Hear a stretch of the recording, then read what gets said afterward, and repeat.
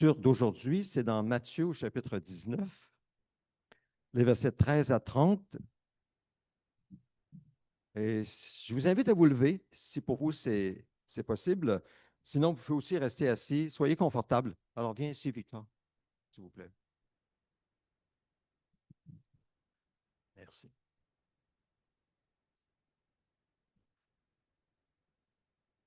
Alors, des gens lui amenèrent des petits-enfants afin qu'il pose les mains sur eux et prie pour eux. Mais les disciples leur firent des reproches. Jésus dit, laissez les petits-enfants, ne les empêchez pas de venir à moi, car le royaume des cieux est pour ceux qui leur ressemblent. Il posa les mains sur eux et partit de là. Un homme s'approcha et dit à Jésus, bon maître, que dois-je faire de bon pour avoir la vie éternelle? Il lui répondit, pourquoi m'appelles-tu bon? Personne n'est bon si ce n'est Dieu seul. Si tu veux entrer dans la vie, respecte les commandements. Lesquels? Lui dit-il. Et Jésus lui répondit, tu ne commettras pas de meurtre, tu ne commettras pas d'adultère, tu ne commettras pas de vol, tu ne porteras pas de faux témoignages. Honore ton père et ta mère et tu aimeras ton prochain comme toi-même. Le jeune homme lui dit, j'ai respecté tous ces commandements dès ma jeunesse. Que me manque-t-il encore? Jésus lui dit, si tu veux être parfait, va vendre ce que tu possèdes, donne-le aux pauvres et tu auras un trésor dans le ciel. Puis, viens et suis-moi. Lorsqu'il entendit cette parole, le jeune homme s'en alla tout triste, car il avait de grands biens. Jésus dit à ses disciples, je vous le dis en vérité, il est difficile à un riche d'entrer dans le royaume des cieux. Je vous le dis encore, il est plus difficile, plus facile à un chameau de passer par un trou d'aiguille qu'à un riche d'entrer dans le royaume de Dieu. Quand les disciples entendirent cela, ils furent très étonnés et dirent, qui peut donc être sauvé? Jésus les regarda et leur dit, aux hommes, cela est impossible, mais à Dieu, tout est possible. Pierre prit alors la parole et dit, voici, nous avons tout quitté et nous t'avons suivi. Que se passera-t-il pour nous? Jésus leur répondit, je vous le dis en vérité, quand le Fils de l'homme, au renouvellement de toutes choses, sera assis sur son trône de gloire, vous qui m'avez suivi, vous serez de même assis sur 12 trônes et vous jugerez les 12 tribus d'Israël. Et toute personne qui aura quitté à cause de moi ses maisons ou ses frères, ses sœurs, son père, sa mère, sa femme, ses enfants ou ses terres, recevra le centuple et héritera de la vie éternelle. Bien des premiers seront les derniers, et bien les derniers seront les premiers. Amen.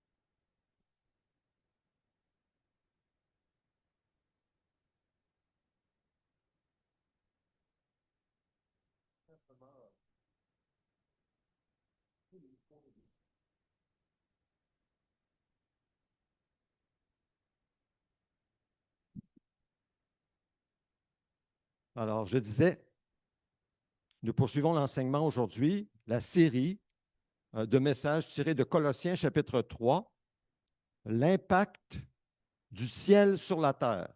En d'autres mots, l'impact de Christ en nous, sur la terre, par nous.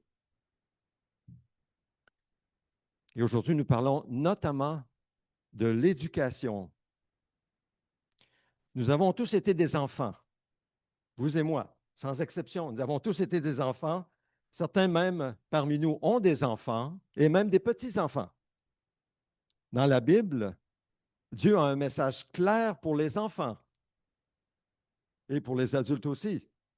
Et ce message pour les enfants, c'est l'obéissance à leurs parents.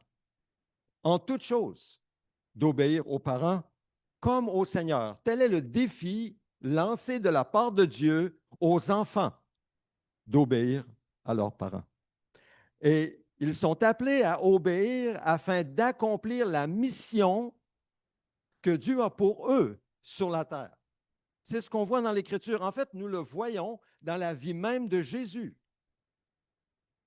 Il est écrit de Jésus qu'en tant qu'homme, donc de son enfance jusqu'à sa vie adulte, il a appris l'obéissance par ce qu'il a souffert et parfaitement qualifié. Il est devenu pour tous ceux qui lui obéissent l'auteur d'un salut éternel. Alors voyez-vous, pour Jésus, c'était comme ça. Il a dû apprendre l'obéissance en tant qu'homme afin d'accomplir la mission à laquelle Dieu l'avait envoyé, c'est-à-dire leur donner un salut éternel. L'apprentissage de l'obéissance dans la vie de l'enfant le qualifie pour accomplir la mission que Dieu a pour lui sur la terre. Mais que se passe-t-il chez l'enfant qui n'apprend pas à obéir? Comment obéira-t-il à Dieu comme Père céleste? Comment obéira-t-il à l'autorité en tant qu'adulte s'il n'a jamais appris à obéir en tant qu'enfant?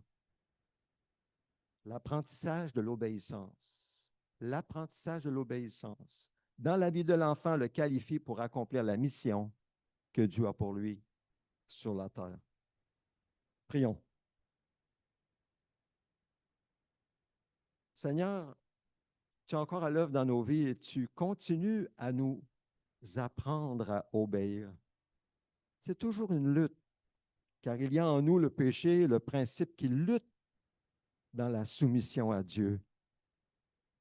Mais tu nous enseignes, tu nous apprends, tu nous donnes des leçons et tu le fais aussi aux enfants, car c'est ce que tu leur demandes de faire. Accorde-nous, Seigneur Dieu, de faire des pas de géant dans l'obéissance à ta parole, pour que nous puissions entrer dans la mission que tu as pour chacun de nous et pour nous en tant qu'Église. Nous prions au nom de Jésus. Amen. Alors, quand il vient à la question de l'éducation des enfants, la question reste à savoir, comment discipliner un enfant pour qu'il apprenne à obéir à Dieu et à l'autorité que Dieu a instituée sur la terre, pour son bien et le bien de tous. Et ceux qui ont eu plusieurs enfants, vous le savez, une approche ne fonctionne pas avec une autre approche quand il s'agit de la discipline. Donc, il nous faut absolument être attentifs à chaque enfant et à chaque personne parmi nous, dans nos familles, par exemple. Concernant l'éducation des enfants, jetons un regard sur ce qui se passe autour de nous, dans la société du Québec en général, parmi les chrétiens et les non-chrétiens. Selon des statistiques, les études menées ces dernières années, basées sur les données actuelles, la tendance au Québec, c'est de privilégier l'autorité bienveillante, la clarification des consignes et surtout la relation sécurisante entre parents et enfants, davantage que l'obéissance imposée. Les données montrent, et je les donne ici, 4 grandes conclusions selon ces rapports. La punition physique est en baisse mais demeure présente. Une discipline chaleureuse et expliquée favorise une obéissance saine. Un attachement solide dès les premières années encourage la coopération. Une coparentalité sensible réduit les tensions et améliore les résultats éducatifs. On voit que le renforcement positif dans l'éducation, la discipline, est mis en valeur parmi nos contemporains au Québec actuellement. Une étude hollandaise relayée par Naître et Grandir, le magazine, montre que la qualité du lien d'attachement parent-enfant favorise l'obéissance. La qualité du lien d'attachement parent-enfant favorise l'obéissance. Des enfants de 3 ans ayant un attachement solide répondent mieux aux consignes comme ranger les jouets que ceux dont la relation est plus fragile. L'Observatoire des réalités familiales du Québec souligne que la discipline, lorsqu'elle est structurée et accompagnée d'encouragement, guide positivement la conduite de l'enfant et renforce la confiance parentale. Toutefois, des pères moins sûrs d'eux-mêmes peuvent appliquer une discipline moins cohérente, ce qui augmente leur stress et fragilise l'autorité. Troisièmement, l'enquête québécoise sur la parentalité de 2022 montre que 84 des pères en couple s'entendent bien avec leur conjointe sur les méthodes éducatives et qu'un bon soutien mutuel réduit le stress parental et contribue à une discipline plus cohérente. En résumé, selon Statistique Québec, bien que satisfaits, beaucoup de parents expriment un sentiment de stress parental élevé, notamment lié au manque de temps, donc la pression au niveau du travail, manque de temps, la gestion des écrans. 39 de ces 84 se plaignent des écrans dans la main des enfants, ce qui peut influencer la qualité des interactions disciplinaires. Tantôt, France nous a parlé de l'importance des relations, l'importance de la relation d'un père, d'une mère avec son enfant. Évidemment, la Bible est pour le renforcement positif. Elle favorise fortement le lien d'attachement parent-enfant dans l'amour et la vérité, ainsi que la structure, l'ordre et les encouragements que l'enfant a besoin pour se développer. En fait, la Bible a un message clair qu'il adresse aux enfants comme aux parents. Et elle dit, « Enfants, obéissez en tout à vos parents, car cela est agréable au Seigneur. Père, n'exaspérez pas vos enfants de peur qu'ils ne se découragent. »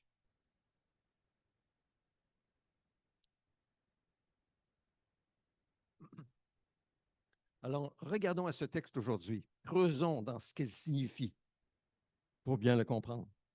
Évidemment, il y avait des enfants dans les foyers chrétiens lorsque Paul écrivait à l'église de Colosse. N'est-ce pas merveilleux qu'il consacre une partie de sa lettre pour les enfants? Dieu parle aux enfants, personnellement. Et il leur dit, obéissez en tout à vos parents. Le résultat naturel du mariage, c'est la naissance d'enfants. Et heureux sont ceux qui naissent dans des foyers chrétiens où règne l'amour et la soumission. Reproduisez-vous, devenez nombreux, c'était le premier commandement, l'ordre de Dieu à nos premiers parents. Et cet ordre a été donné à l'homme avant qu'il pêche. Donc, le mariage, la sexualité, avoir des enfants n'est pas la conséquence du péché, c'est avant que le péché entre dans le monde. On parle beaucoup des droits des enfants aujourd'hui, et en effet, ils ont des droits. L'un d'entre eux est le droit de naître. L'avortement est une atteinte au droit fondamental d'un enfant dès sa conception, car la science a prouvé sans l'ombre d'un doute que l'ADN dans le fœtus est différent de celui de la mère, de sorte que le fœtus n'est pas une partie du corps de la mère. C'est un être différent, indépendant de la mère. Il est encore dépend d'elle pour sa survie, mais il n'est pas le même être humain que la mère. Un autre droit légitime de l'enfant, c'est de naître dans un foyer chrétien dévoué où il sera élevé selon Dieu, dans une éducation et des avertissements qui viennent du Seigneur, pour citer Éphésiens 6, verset 4. L'enfant a le droit d'avoir des parents pieux, ou au moins un parent pieux qui aime Jésus en action, c'est-à-dire qui cherchera à lui enseigner la parole de Dieu, la prière, la crainte de Dieu, de marcher selon la volonté de Dieu, etc. Ce qu'on voit dans la Bible, c'est son droit, l'enfant.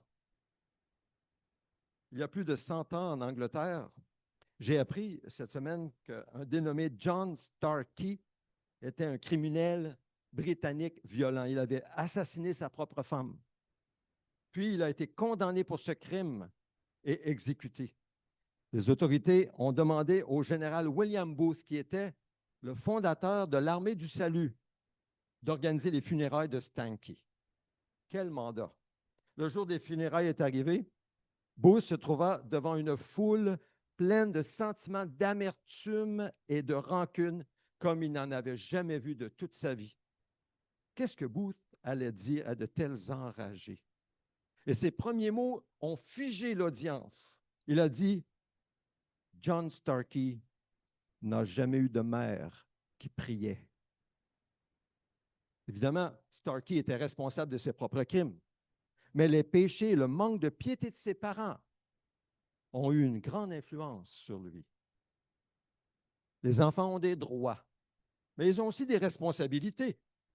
Et leur première responsabilité, c'est d'obéir en tout ou en toute chose à leurs parents, comme au Seigneur. Les enfants mineurs doivent obéir. C'est ce que Dieu dit aux enfants, à leurs parents. Même quand ça ne les plaît pas. Je me souviens, quand j'étais jeune, nous avons 3 enfants, maintenant ils sont adultes, et je me souviens répéter et répéter et répéter à mon enfant, quel qu'il soit, on ne fait pas ce qui nous tente. Nous ne faisons pas ce qui nous tente dans la vie, nous faisons ce que nous devons faire. Combien de fois j'ai répété ça à la maison? Ah, ça ne me tente pas de ramasser, ça ne me tente pas, ça ne me tente pas, ça ne me tente pas. Nous ne faisons pas ce qui nous tente. Nous faisons ce que nous devons faire. Ça fait partie de l'éducation. Les parents demanderont-ils à leurs enfants de faire quelque chose de mal? Non, normalement. Si les parents sont soumis au Seigneur et l'un à l'autre, et s'ils s'aiment et aiment leurs enfants. Il y a un passage parallèle à celui qu'on voit ici, Colossiens 3, versets 20 à 21, c'est dans Éphésiens 6, 4, où il est écrit, « Quant à vous, pères, n'irritez pas vos enfants, mais élevez-les en leur donnant une éducation et des avertissements qui viennent du Seigneur. » D'où l'importance pour les pères de connaître ce que Dieu dit dans sa parole, de méditer sa parole. Il est fondamental que la discipline du père et de la mère, ou de la mère, dépendamment de la situation, envers son enfant soit faite dans un contexte d'amour. Toujours dans un contexte d'amour. L'enfant doit respirer l'amour. C'est l'air qu'il respire dans la maison, l'amour. C'est dans ce contexte-là que l'enfant va pouvoir recevoir la vérité qui vient de la discipline pour le bien de l'enfant et son développement. Et non dans un contexte d'humiliation, de mépris, en mettant toujours la barre trop haute, en s'attendant que l'enfant atteigne une barre qu'il ne peut pas atteindre, ce n'est pas bon. C'est très néfaste pour l'enfant. Ou bien parce que l'orgueil du parent égoïste a été blessé, et là, il se venge sur l'enfant. Très mauvais pour l'enfant. Très mauvais. Mais l'enfant qui résiste à ses parents et n'apprend pas à leur obéir, mais il n'est pas susceptible à grandir en obéissant à une quelconque autorité. Il défiera le responsable de la garderie, il défiera ses professeurs à l'école, son coach au match, il défiera éventuellement ses professeurs, peut-être la police, il défiera Dieu, il défiera toute forme d'autorité parce qu'il a résisté à ses parents dans son obéissance. C'était sa responsabilité, c'est toujours sa responsabilité. L'esprit naturellement rebelle que nous avons tous reçu et que l'enfant a aussi reçu, un esprit qui est fou et téméraire, provenant du péché dans son cœur, doit être maîtrisé chez l'enfant à bas âge, 2 ans et moins, le plus tôt possible, mais dans un contexte d'amour.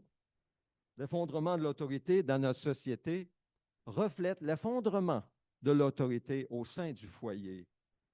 Dans la plupart des cas, les enfants ne créent pas les problèmes. Ce n'est pas de la faute de l'enfant. L'enfant ne crée pas de problème dans la plupart des cas. Il révèle les problèmes. Il met en lumière les problèmes qu'il y a, par exemple, à la maison. Si les parents ne peuvent pas se discipliner eux-mêmes, comment pourront-ils discipliner leurs enfants? L'enfant voit ce qui se passe à la maison et il apprend à imiter ses parents. Il apprend plus par ce qu'il voit que par ce qu'il entend. Rappelons-nous cela. Il apprend beaucoup plus. Et ça peut être un réconfort pour l'enfant qui résiste à l'autorité. Si nous avons fait de notre mieux pour vivre d'une manière qui plaît à Dieu, qui est juste et droite, l'enfant a vu ça. Il ne l'oubliera jamais. Même s'il choisit de suivre la voie du monde plus tard, lorsqu'il est plus vieux. Il a toujours, évidemment, lorsqu'il est plus vieux, il prend sa responsabilité avec ce qu'il a reçu. Mais l'enfant apprend par ce qu'il voit, avant même ses paroles. Comme on dit, les babines doivent suivre les bottines. Vous voyez, ce n'est que lorsque les parents se soumettent l'un à l'autre et au Seigneur, et je dis bien, les parents se soumettent l'un à l'autre selon leur rôle respectif et au Seigneur, qu'ils peuvent exercer une autorité spirituelle et physique équilibrée sur leurs enfants. C'est le contexte idéal, à mon avis, pour l'éducation d'un enfant. Mais nous brisons souvent cet idéal, n'est-ce pas? Les parents, moi je suis parent, je sais, j'ai brisé souvent cet idéal. Donc, reconnaissons nos fautes. C'est la première chose qu'on doit faire. Reconnaissons nos fautes, abandonnons-les aux pieds de Jésus, crucifié pour nous libérer de toute culpabilité. Il n'est jamais trop tard pour avoir une influence sur un enfant. Jamais. Et que Dieu fasse grâce à nos enfants pour les transformer. Tout comme il nous fait grâce pour nous transformer aussi, n'est-ce pas? Petit à petit, à la stature parfaitement équilibrée de l'homme, Jésus-Christ. C'est ça notre désir, c'est ça notre prière. C'est ce que nous voulons pour nous et c'est ce que nous voulons pour nos enfants. Ce sont des êtres humains comme nous. La mesure de l'obéissance de l'enfant envers son parent, c'est en tout. Il doit obéir en toutes choses. Et le premier motif de l'enfant doit être de plaire au Seigneur. Donc, l'enfant est appelé à plaire au Seigneur. Et son premier motif, c'est ça, c'est de plaire au Seigneur et il est appelé à obéir à ses parents en toutes choses. Cela doit lui être inculqué dès son plus jeune âge. Nous devons tous vivre pour plaire au Seigneur, celui qui a voulu notre existence. C'est possible pour un enfant de plaire aux parents et de ne pas plaire au Seigneur si les parents ne se soumettent pas au Seigneur. L'enfant choisit alors de plaire à ses parents, mais les parents ne plaisent pas au Seigneur, donc il ne plaît pas au Seigneur. Il suit le modèle.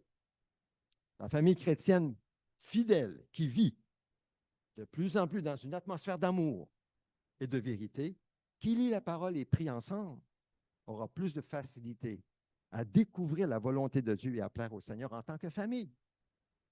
Maintenant, le mot père dans Colossiens 3 et aussi dans Éphésiens 4, il faut le comprendre comme parent. Dans le grec, ça veut dire un parent. Donc, ce n'est pas seulement les hommes, c'est le parent. Ça s'adresse aux parents. Donc, il dit, n'exaspérez pas vos enfants dans Colossiens 3, 21. C'est un commandement pour les pères. Ça veut dire quoi, exaspérer un enfant? Par exemple, trop souvent, les parents répondent automatiquement par non ou oui, oui, oui, oui, fais ce que tu veux. Lorsque les enfants leur demandent quelque chose, alors qu'ils devraient écouter attentivement et évaluer chaque demande dans chaque situation. Voici ce que Dieu demande au père, aux mères. Écoutez attentivement ce que l'enfant demande, évaluez dans chaque situation pour apporter une réponse sage en comptant sur Dieu qui vous éclairera. C'est comme ça, parce que parfois on doit dire oui, et parfois on doit dire non, et parfois on doit dire non, et parfois on doit dire oui. Ce n'est pas toujours pareil. Les circonstances changent, les situations changent. Donc on ne peut pas toujours prendre la position non. L'enfant demande quelque chose avant qu'il finisse, c'est non. C'est pas du tout comme ça. Ça, c'est exaspérer son enfant.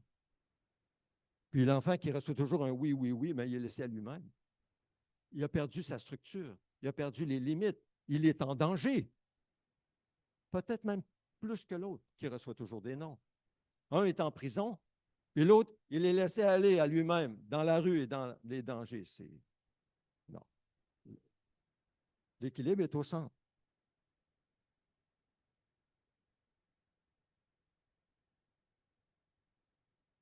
Si l'enfant grandit dans un contexte où son autorité, ses parents, ne gardent pas la parole ou ne gardent pas parole, ça, c'est un autre problème. Quand les parents ne gardent pas parole à l'enfant, comment l'enfant va-t-il garder la parole de Dieu quand il va grandir? Comment va-t-il apprendre la crainte de Dieu, de respecter la parole de son Père céleste? Vous savez, la première image de l'autorité d'un enfant, c'est celle d'un père. Son père physique. Son père physique, comment il a agi envers lui? Est-il gardé parole ou non? Était-il trop strict ou trop permissif? C'est la première image que l'enfant a de son Père céleste, de Dieu. Lorsqu'on lui parle plus tard de Dieu, naturellement, à la base de son être, c'est le cas pour moi, c'est le cas pour vous. Naturellement, à la base de son être, c'est le Père physique qui est là. C'est l'image du Père physique. Et je ne sais pas si c'est comme pour ça pour vous, je crois que oui, pour moi, c'est toujours une lutte par la foi de vivre non pas selon l'image qui a été imprimée en moi de mon Père, Père physique. Quand je lis, par exemple, la parole de Dieu, la Bible, c'est toujours un combat de foi pour que je puisse saisir que le Père qui est au ciel est infiniment parfait, ce que mon Père physique n'était pas. Et de vivre selon le Père qui est au ciel dans ma vie aujourd'hui, c'est un combat de foi qui dure toute une vie. Mais nous allons le voir, et vous l'avez vécu. Le Père qui est au ciel, il est fidèle, il est attentif, il est présent, il est rempli de compassion et de miséricorde. Il nous aime. Il est près de nous. Nous comptons pour lui. Nous sommes importants pour lui. Voyez-vous? Mais ce n'est peut-être pas du tout l'image que vous avez du Père physique que vous avez eu lorsque vous aviez 1 an, 2 ans, 3 ans. Rappelons-nous cela. Rappelons-nous cela. Que nous devons faire l'effort de dire, il n'est pas comme ça, mon Père céleste. Mon Père céleste, il est comme ça, selon ce que je vois dans sa parole. Et c'est ce que je vais croire. Et je vais agir sur ce que je crois que mon Père céleste est. Et vous verrez, c'est solide. Vous verrez, il est selon ce que la parole de Dieu dit qu'il est. Infiniment parfait.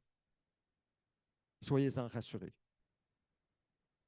En parlant du temps de qualité d'un père avec son enfant, parce que c'est important. Qu'est-ce qui va bâtir une relation? C'est le temps de qualité qu'un père va prendre avec son enfant. Lorsque nos enfants étaient jeunes, ils étaient à l'âge primaire, je les sortais, chaque enfant, un enfant à la fois, au restaurant pour déjeuner avant de les déposer à l'école. Je n'ai pas fait ça à chaque semaine, ni à chaque mois. Je pense que aujourd'hui, je dirais, j'aurais dû le faire plus souvent. Mais je l'ai fait à quelques reprises. Et des fois, j'avais l'impression que je perdais mon temps. Nous étions en train d'attendre les œufs. Et puis là, je voyais mon enfant qui gribouillait avec ses crayons Crayola sur un genre de dessin qu'on lui avait remis. Puis j'avais un peu l'impression que je n'étais pas trop sûr que c'était vraiment important de faire ça. Puis il me semble qu'il n'y avait pas vraiment des discussions qui allaient régler bien des choses. C'était comme, bon, c'est un déjeuner. Mais à ma grande surprise, il y a quelques années, un de mes enfants adultes a voulu me sortir au restaurant pour déjeuner. Puis il allait payer. Et puis devinez où nous sommes allés? À la même chaîne de restaurants où nous allions lorsqu'il était enfant. C'était important pour lui. Il se trouvait spécial que je le sorte, lui, au restaurant pour un tête-à-tête avec papa. Le temps de qualité qu'un père ou qu'une mère prend avec son enfant bâtit la relation et aide énormément par rapport à la discipline par la suite. Parce que la confiance est établie. L'enfant sait que le père l'aime ou l'enfant l'aime ou la mère l'aime. Il sait, donc il reçoit mieux la discipline. En parlant de temps de qualité, une enquête a été menée dans une ville aux États-Unis qui a révélé que les pères ne passaient que 37 secondes par jour avec leur jeune fils. Je ne crois pas que ce problème se trouve seulement au sud de la frontière. 37 secondes par jour, selon une étude. Temps de qualité qu'un père avait avec son enfant. Il est encourageant pour les enfants de savoir que leurs parents, aussi occupés soient-ils, prennent le temps, trouvent le temps d'être avec eux, surtout lors de leurs anniversaires de naissance, la collecte des grades ou les moments importants pour l'enfant, dans la mesure du possible. Ce n'est pas juste pour les pères, pour les mères aussi. Être absent pour ces occasions devrait être exceptionnel. Pourquoi? Parce que c'est si important pour l'enfant, le temps de qualité, et d'être présent pendant ces moments importants pour eux. Les parents doivent également écouter et faire preuve de patience lorsque leurs enfants leur parlent, de ne pas les interrompre et terminer leur phrase. On ne doit pas faire ça avec l'enfant. Calmons-nous devant nos enfants. Prenons le temps de les écouter. Une oreille attentive, un cœur aimant vont toujours de pair. Un jour, un enfant a dit à son père, « Tu as pris le temps de m'avoir, mais tu n'as pas le temps de m'écouter. » Ouh! La vie n'est pas facile pour les enfants, et notamment pour les enfants chrétiens. Leurs problèmes peuvent nous sembler anodins, mais pour eux, ils sont importants.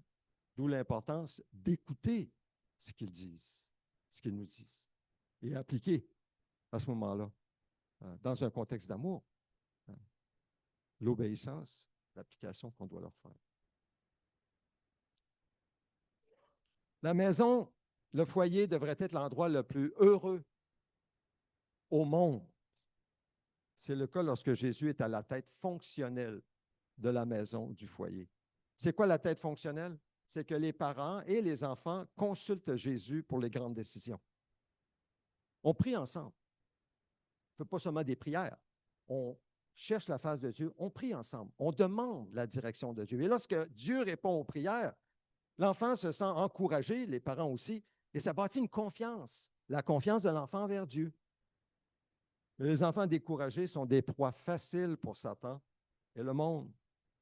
Quand un enfant ne trouve pas de force personnelle et d'encouragement à la maison, eh bien, il la cherche ailleurs. Au-delà de l'éducation chrétienne, il est aussi regrettable que certains parents n'aident pas leurs enfants à développer leur personnalité ou leurs dons et leurs compétences. C'est déplorable. Mais attention, il ne faut pas inverser les priorités. L'apprentissage d'un sport ou d'un talent quelconque ne doit pas prendre la priorité sur l'éducation chrétienne, incluant sa participation à l'Église. C'est là une grande erreur que je vois dans plusieurs familles chrétiennes. Prenons garde. C'est aussi une erreur quand les parents chrétiens comparent un enfant avec un autre et créent une compétition inutile à la maison. C'est désastreux pour les deux enfants. Le premier, qui est vu comme un modèle, comme le meilleur, il va développer un sentiment d'orgueil et d'arrogance, tandis que l'autre va développer un sentiment d'infériorité. Moi, je ne suis jamais bon, je ne suis jamais capable. C'est mauvais pour les deux enfants. On ne doit pas compétitionner, les amener à compétitionner l'un envers l'autre. Une autre erreur, c'est lorsque les parents utilisent parfois leurs enfants comme armes dans le couple, armes pour se battre dans le couple. Par exemple, le père interdit aux plus jeunes de faire quelque chose, la mère oppose son veto à cet ordre et donne son approbation. Le pauvre enfant est pris entre les deux. Très vite, il apprend à jouer sur les deux tableaux. Et tu dis non, mais maman a dit oui. Dieu ne fait pas de favoritisme. Et les parents ne devraient pas en faire non plus. Ils doivent résister à la tentation naturelle de préférer un enfant plus qu'un autre. Ils doivent résister absolument. Pourquoi Dieu n'en fait pas de favoritisme? Chaque enfant est un don précieux et ses talents et ses aptitudes doivent être honorés et développés avec le plus d'encouragement possible dans le Seigneur. Si un foyer est véritablement chrétien, où Christ agit véritablement comme le chef, comme ça va devenir un lieu d'encouragement.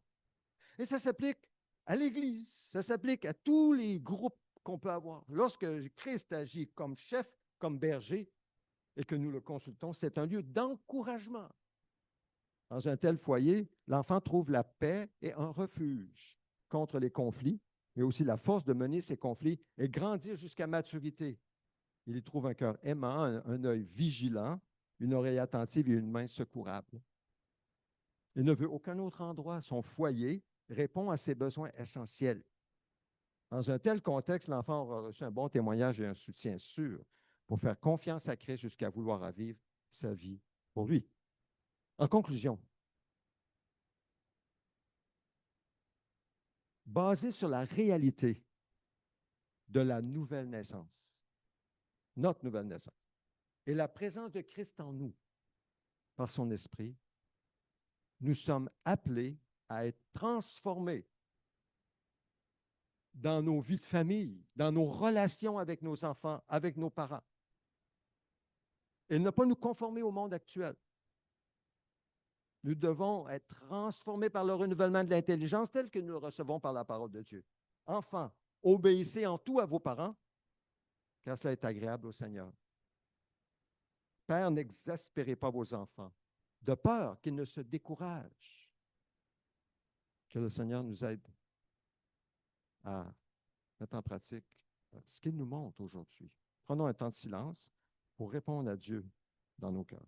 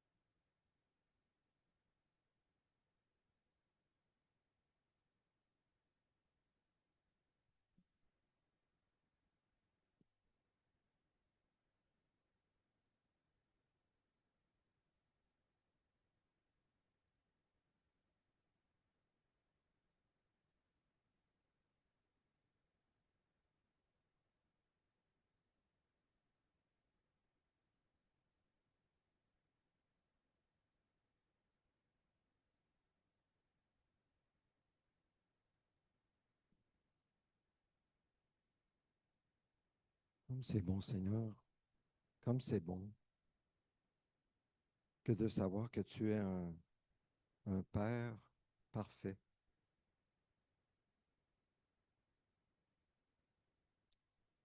infiniment parfait, et que nous pouvons nous confier en toi.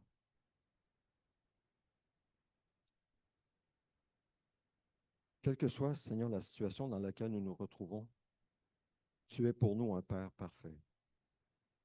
Pour les pères parmi nous, Seigneur, et pour les mères, accorde-nous, Seigneur, la grâce d'enrichir nos relations, de développer nos relations avec nos enfants,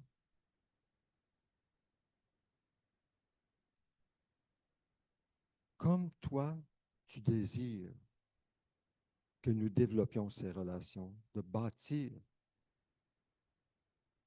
peut-être de demander pardon, si c'est ce que tu nous montres.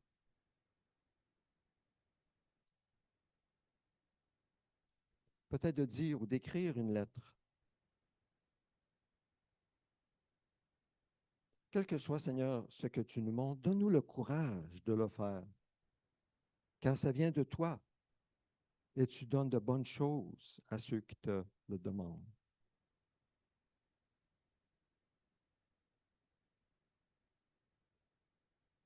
Pour les autres, Seigneur, ce que tu nous montres, donne-nous aussi le courage d'agir en conséquence, de croire que tu es un Père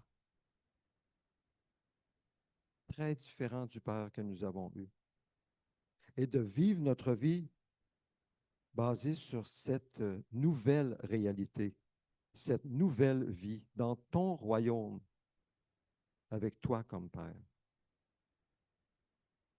Et apprends-nous, Seigneur, l'obéissance, comme tu l'as appris à l'homme Jésus, afin d'entrer dans la mission de mieux en mieux, la mission que tu as pour nous sur cette terre.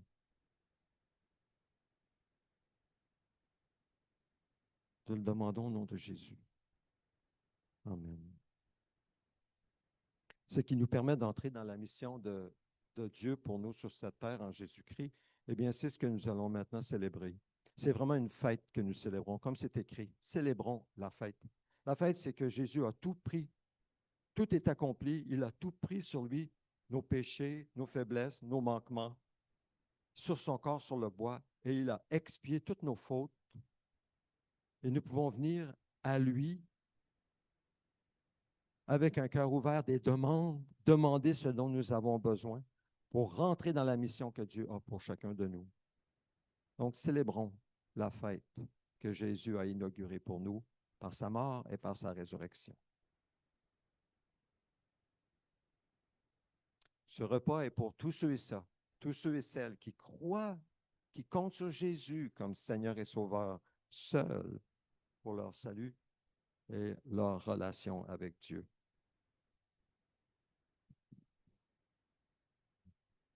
Je vous invite à venir prendre des éléments et puis retourner à votre place, nous allons le partager ensemble.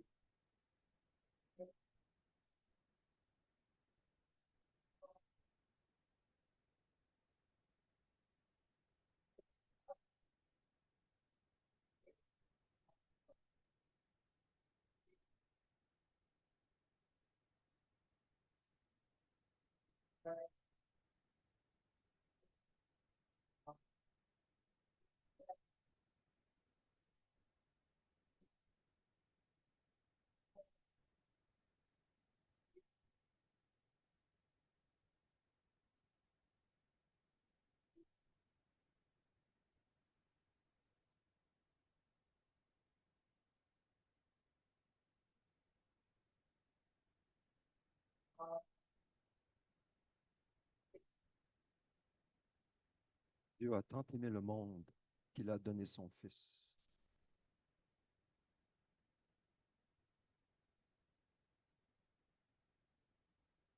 En sacrifice expiatoire pour nos péchés. Et Dieu était en Christ sur la croix,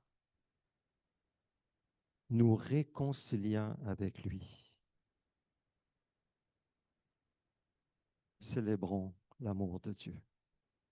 C'est parfait. La justice est accomplie, comme on le voit dans la prochaine diapo. Si tu veux tourner la prochaine diapo. Tout est parfait dans ce que nous célébrons. L'expiation par la mort et la résurrection de Jésus, c'est comme un diamant. Ses multiples facettes se complètent. Jésus nous libère en remportant la victoire sur le péché, la mort et Satan. Nous sommes libres. Le péché, la mort et Satan ont perdu son emprise sur nous. Jésus paie notre dette pour satisfaire la justice de Dieu. Il subit notre peine pour apaiser la colère de Dieu. Jésus transforme notre moralité, qui était plutôt de l'immoralité, en tant que nouvelle créature, mais maintenant, marchant selon sa parole, il transforme notre moralité. Jésus vit notre humanité jusqu'à la mort et la relève pour créer une nouvelle humanité en nous par sa résurrection. Dieu nous a aimés et a envoyé son Fils comme victime expiatoire pour nos péchés. Alléluia. C'est ce que nous célébrons maintenant.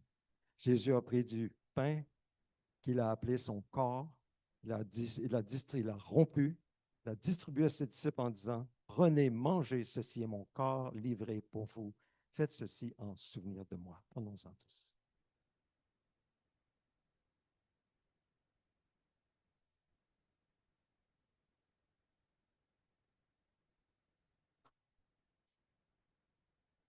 En prenant ce pain, en mangeant ce pain, en avalant ce pain, nous déclarons que nous sommes unis à ton corps, Jésus, ton corps crucifié pour nos péchés, et c'est ce qui nous sauve, c'est ce qui nous lave, c'est ce qui nous justifie devant toi. Merci, Seigneur Jésus, d'avoir pris notre place. Ensuite, il a pris la coupe, l'a distribuée entre eux, les disciples, en disant, ceci est mon sang, le sang de la nouvelle alliance, livré pour plusieurs. Prenons-en tous.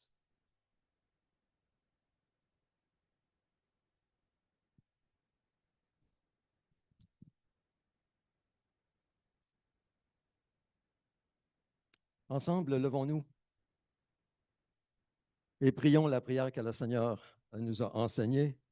Et sachons que Dieu entend les prières de votre cœur. Ensemble, notre Père céleste, que la sainteté de ton nom soit respectée, que ton règne vienne, que ta volonté soit faite sur la terre comme au ciel. Donne-nous aujourd'hui notre pain quotidien. Pardonne-nous nos offenses, comme nous aussi nous pardonnons à ceux qui nous ont offensés. Ne nous expose pas à la tentation, mais délivre-nous du mal et du malin.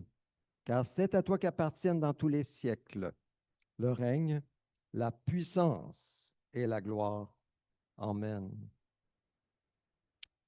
Ensemble, ô Dieu, nous te désirons de tout notre cœur. Fais de nous une Église interculturelle, renouvelée et en santé.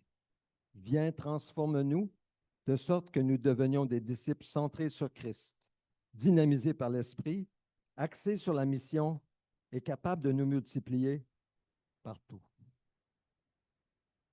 Seigneur, nous voulons prier pour les enfants de l'Église. Nous prions pour l'éducation des enfants de l'Église. Accorde, Seigneur, sagesse, discernement et grâce suffisante aux parents. Jésus, tu es pleinement suffisant pour les parents. Merci, Seigneur, pour le complément offert par l'Église le dimanche. Nous prions pour Sabrina et les moniteurs nécessaires pour remplir cette tâche. Nous prions pour les prochains baptisés. Continue à préparer leur témoignage, à nous accorder une température clémente pour que nous puissions baptiser ceux et celles qui le désirent. Nous prions pour les personnes souffrantes ou malades, ceux qui luttent notamment avec le cancer. Nous implorons ta grâce, ta miséricorde. Ô Seigneur, par ton Saint-Esprit qui les habite, glorifie ton nom. Nous prions pour les personnes seules et les pauvres, afin qu'ils puissent goûter à ta toute suffisance, qu'ils ne dépendent pas des biens de ce monde, mais de toi. Tu prends soin d'eux. Nous prions pour ceux qui cherchent de l'emploi ou un meilleur emploi selon leur appel. Nous prions, Seigneur Dieu, qu'en obéissant, ils puissent entrer dans la mission que tu as pour eux, là où tu les appelles. Nous prions pour les couples de l'Assemblée, afin que chaque couple soit en croissance spirituelle et émotionnelle, en sainteté à l'image de Christ. Et nous pesons nos mots, Seigneur. Nous prions pour la croissance de notre Assemblée, pour l'ajout de personnes nées de nouveau, les brebis du Seigneur. Nous prions pour Paul et Marilyn Maliki, avec pouvoir de changer, qui sont maintenant à Ottawa. Ils sont rentrés de l'Afrique. Seigneur, ils vont travailler avec pouvoir de changer. Nous prions pour leur adaptation, notamment les enfants, dans le retour au pays. Nous prions pour nos gouvernants à Québec, au Québec et au Canada, afin que tu leur donnes sagesse et discernement lorsqu'ils étudient des projets de loi à adopter. Nous prions pour le Cameroun et les élections d'octobre. Nous prions que tu interviennes, Seigneur, dans cette situation qui est pour le moins fragile. Accorde justice et compassion aux personnes en place. Et enfin, le réseau évangélique du Québec, nous prions pour ce réseau et son rôle sur la place publique au Québec, notamment dans leurs études cette semaine. Nous prions au nom de Jésus. Amen. Vous pouvez vous asseoir.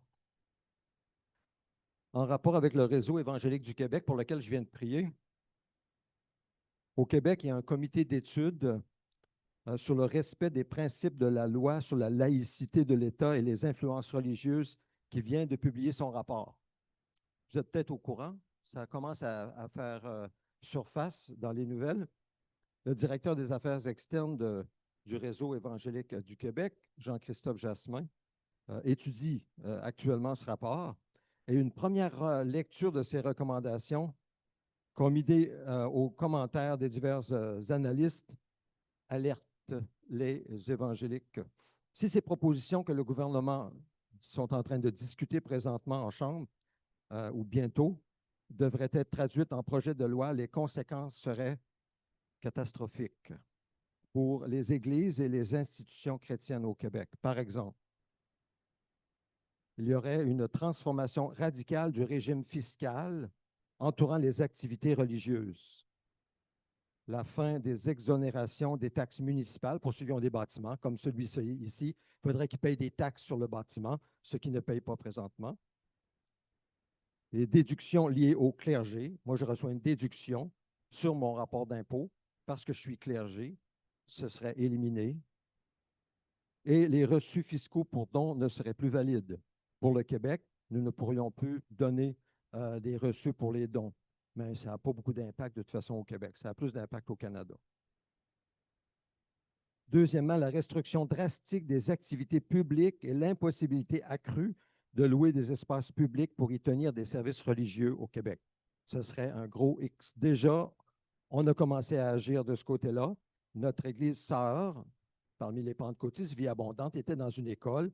Ils ont dû sortir de l'école, se réunir le samedi au Carrefour chrétien de la capitale. Ils font ça depuis plusieurs mois. Ils ont été expulsés de l'école. Ils étaient là depuis des années. On parle d'une vingtaine d'années. Notre assemblée a déjà été là dans le passé. Il y en a qui se souviennent de ce lieu-là. Pierre, je regarde Pierre, et Pierre aussi. Troisièmement, la mise en place d'un fonds de transition qui permettrait à l'État d'acheter des lieux de culte patrimoniaux. Donc, il achèterait les églises. L'État achèterait les lieux patrimoniaux considérés patrimoniaux. Et enfin, la fin du financement public des écoles privées religieuses, l'école L'Eau Vive, qui reçoit un financement, qui doit. On a plus de 500 élèves à l'école L'Eau Vive. Alors, ce serait terminé pour le financement du Québec. Alors, ça, c'est un comité d'études et le réseau évangélique du Québec va se réunir ce jeudi à 10 heures pour discuter comment est-ce qu'on va réagir à cela. Comment est-ce qu'on peut prier. C'est pour ça que j'ai prié cette prière que je viens de faire avec vous. Donc, prions, si vous voulez bien, pour cette situation que nous vivons au Québec présentement. Ce n'est pas encore projet de loi. Il y aura peut-être lieu d'écrire à notre député pour dire jusqu'à quel point l'Église est importante, que l'Église, je viens d'apporter une prédication sur l'éducation des enfants. C'est important, les couples, etc. Donc, plus de détails à venir. Pour l'offrande, on rentre au mois de septembre demain, vous avez remarqué? Ça vient vite, hein? L'été, chou, ça file. Donc, l'offrande du mois de septembre, c'est pour Paul et Marilyn Maliki. Comme je disais dans ma prière tout à l'heure, ils sont rentrés du pays, ils ne sont plus en Afrique. Ils sont maintenant, pour ceux qui ne le connaissent pas, Paul Maliki a été ancien dans notre assemblée dans les années passées. Il a servi fidèlement avec sa femme Marilyn. Donc, ils sont à Ottawa présentement. Ils vont travailler avec les universitaires, avec pouvoir de changer. Donc, si vous avez à cœur de faire une offrande pour les Maliki, peu importe le montant, ce n'est pas une question du montant, c'est vraiment les questions d'écouter le Seigneur, de répondre en obéissance. Alors, vous pouvez le faire par le moyen normal, des enveloppes d'offrande, juste écrire clairement que c'est pour les Malikis et on va leur envoyer. L'objectif cette année pour notre assemblée, pour les membres, c'est de 1 000 de réunir 1 000 pour les Malikis durant l'année. Pour les annonces, je vais terminer dans quelques instants. Pour les annonces, alors nous sommes toujours en préparation au baptême. Si vous n'avez pas été baptisé et si vous désirez vous exprimer cette geste d'obéissance pour le Seigneur, alors je vous invite à m'en parler. Et puis encore le temps, probablement qu'on va avoir un culte, nous le demandons, de baptême extérieur dans un spa, un jacuzzi bien chaud chez Denis et Nathalie. Hein? Ouf, hey, ça va être encore mieux. Ça va être encore mieux que prévu. Alors, fin septembre, début octobre, s'il fait un beau dimanche, on va l'annoncer à l'avance. Et puis donc, c'est ce qui est planifié. Déjeuner pour les hommes, il y a un changement ici. D'abord, c'est dans 2 semaines, c'est dans 2 samedis. Le 13, c'est à 8h30. 8h30 parce qu'ils ont une activité à 11h30 ici, au sous-sol. Donc, nous voulons avoir le déjeuner quand même 8h30 jusqu'à 11h le 13 septembre. Pour messieurs, nous allons discuter le 3e chapitre du livre entièrement sanctifié. Et mesdames, c'est à confirmer. Je dois parler avec les dames pour les détails. Une conférence qui a lieu à Montréal sur l'éducation chrétienne, la transmission de la foi chrétienne à travers les générations. Même si c'est à Montréal, j'ai voulu quand même vous le dire, vous l'annoncer. C'est le 13 septembre de 9h à 17h. Évidemment, ça rentrera en conflit avec le déjeuner, mais je vous laisse décider. Lorsque l'ancien de Lévis, Martin Laflamme, est venu nous visiter, il a parlé du cours Kairos, cours que Pierre et moi, nous avons suivi, beaucoup apprécié sur les missions mondiales. S'il y a un cours à prendre, c'est celui-là pour les missions. Ça va ouvrir vos horizons comme ça a fait pour moi et Pierre. C'est vraiment bon. Donc, c'est offert à Lévis à partir du 4 octobre. Pour les femmes, une conférence, Soif de vérité, 27 septembre à 8h30 jusqu'à 16h30 à Lévis, l'ACM, l'Alliance de Lévis. Alors, écrivez un courriel à Nathalie si vous n'êtes pas déjà inscrite. Et puis, vous pouvez partager entre vous le transport.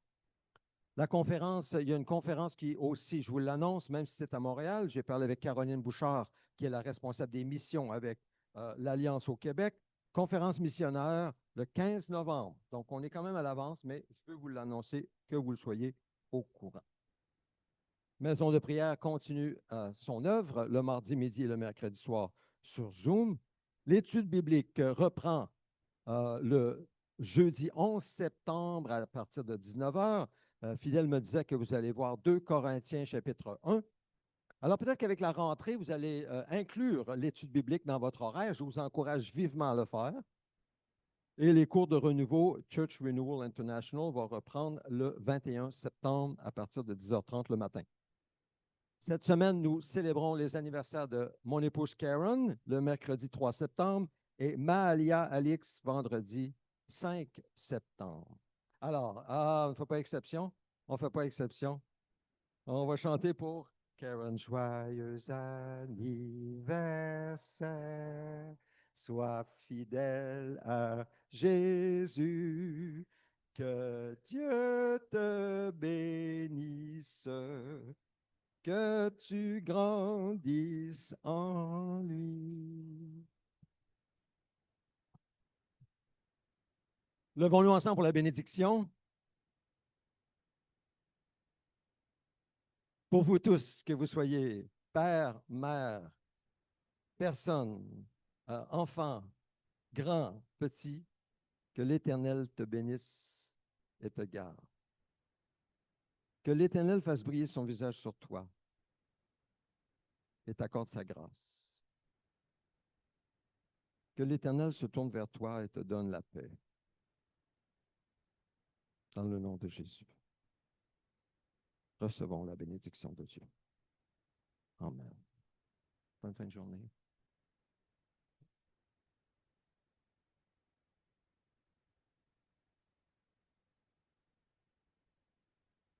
Oui, on me rappelle, ma tendre épouse me rappelle que les funérailles de Thérèse, notre doyenne, ont lieu le 13 septembre. Et c'est le même jour. Alors, je viens juste de m'en rendre compte. Donc, à suivre.